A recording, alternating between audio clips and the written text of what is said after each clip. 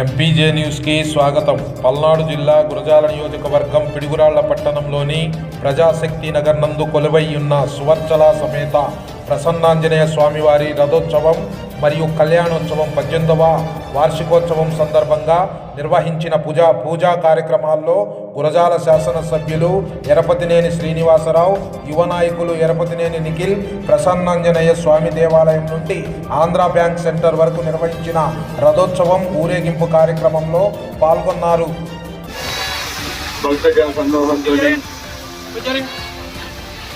పల్నాటి నిలవేల్కు పిడుగురాళ్ళలో ఏం చేసి ఉన్న శ్రీ ఆంజనేయ స్వామి కళ్యాణం రథోత్సవం ఈరోజు చాలా కన్నాల పండుగగా జరుగుతుంది. పల్నాడు ప్రాంతంలో చాలా విశిష్టమైన రోజుగా ఈరోజు మనం చెప్పొచ్చు.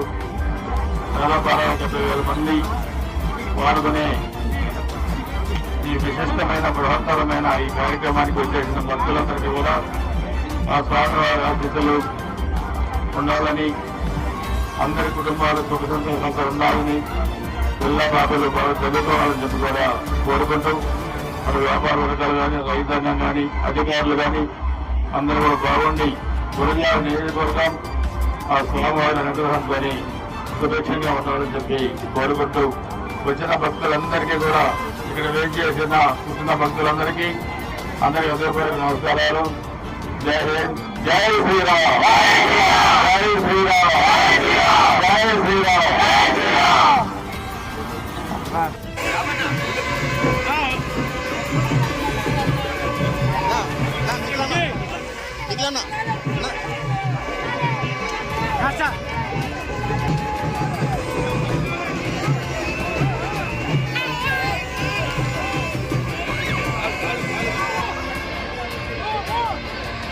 Thank you.